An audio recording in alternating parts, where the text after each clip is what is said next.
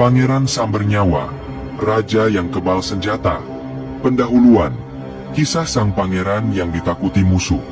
Di antara deretan tokoh besar dalam sejarah Nusantara, nama Pangeran Sambernyawa selalu dikenang sebagai seorang pemimpin berani, tak kenal takut, dan memiliki kesaktian luar biasa. Ia tidak hanya seorang raja, tetapi juga panglima perang tangguh yang berulang kali lolos dari maut. Lawan-lawannya menyebutnya Sambernyawa, yang berarti perebut nyawa, karena keahliannya dalam bertempur dan kesaktiannya yang membuatnya seolah kebal senjata. Siapakah sebenarnya Pangeran Sambernyawa? Bagaimana ia bisa mendapatkan reputasi sebagai raja yang tidak bisa dikalahkan? Mari kita telusuri kisahnya. Siapakah Pangeran Sambernyawa? Nama asli Pangeran Sambernyawa adalah Raden Mas Said, lahir pada tahun 1725. Ia adalah keturunan bangsawan Mataram Islam, anak dari Pangeran Mangkunegara, yang merupakan putra Amangkurat IV dari Kerajaan Mataram. Setelah ayahnya dieksekusi oleh Belanda, Raden Mas Said tumbuh dengan dendam terhadap penjajah dan memutuskan untuk mengangkat senjata melawan VOC. Dari sinilah perjuangannya sebagai panglima perang pemberani dimulai. Perjuangan melawan VOC. Lahirnya Sambernyawa. Pada abad ke-18, Nusantara berada dalam situasi kacau. Mataram Islam yang dahulu berjaya mulai terpecah belah akibat konflik internal dan campur tangan VOC. Sebagai pewaris darah Mataram, Raden Mas Said tidak tinggal diam. Ia memimpin pasukan kecil untuk melawan penjajah dan bangsawan Mataram yang bersekutu dengan Belanda. 1.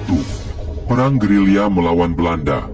Dengan pasukan kecilnya, Pangeran Sambernyawa menggunakan strategi perang gerilya yang sangat efektif. Menyerang mendadak dan menghilang di hutan sebelum musuh sempat membalas. Menggunakan taktik jebakan di jalan-jalan yang sering dilalui pasukan Belanda. Menghancurkan logistik musuh, sehingga mereka kesulitan mendapatkan suplai makanan dan senjata. Dalam waktu singkat, pasukan kecilnya berhasil mengalahkan pasukan VOC yang lebih besar berkali-kali. VOC pun mulai takut dan mewaspadai setiap pergerakannya, hingga akhirnya ia mendapat julukan Pangeran Sambernyawa, karena setiap serangannya selalu menelan banyak korban di pihak musuh. 2. Kebal senjata dan kesaktian Pangeran Sambernyawa. Salah satu hal yang membuat Pangeran Sambernyawa begitu ditakuti adalah kesaktiannya. Dalam banyak pertempuran, ia hampir tidak pernah terluka, meskipun dihujani peluru dan tebasan pedang. Beberapa prajurit Belanda bahkan bersaksi bahwa peluru yang ditembakkan ke arahnya tidak mampu mengenainya. Dikatakan bahwa ia memiliki ilmu kebal dari leluhur Mataram, yang menjadikannya tidak bisa dilukai musuh. Beberapa sumber menyebutkan bahwa ia memiliki ilmu kesaktian Aji Lembu Sekilan, yang membuat serangan musuh selalu meleset atau tidak mengenai tubuhnya. Namun, di balik kesaktiannya, Pangeran Sambernyawa tetap mengandalkan strategi perang yang cerdik dan keberanian luar biasa. Pendiri Mangkunegaran, dari pejuang menjadi raja. Setelah bertahun-tahun bertempur melawan VOC dan kerajaan-kerajaan yang bersekutu dengan Belanda, Pangeran Sambernyawa akhirnya mencapai kesepakatan damai pada tahun 1757. 1. Perjanjian Salatiga. Akhir perang, awal sebuah kerajaan. Pada tahun 1757, Pangeran Sambernyawa menandatangani Perjanjian Salatiga, yang mengakhiri peperangan antara dirinya dan Kerajaan Mataram yang telah berpihak pada VOC.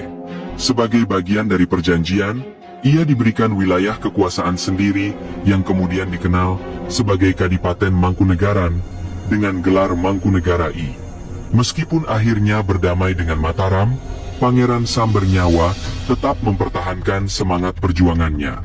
Ia membangun Mangkunegaran sebagai pusat kebudayaan dan pertahanan yang kuat agar tidak mudah dikuasai oleh Belanda.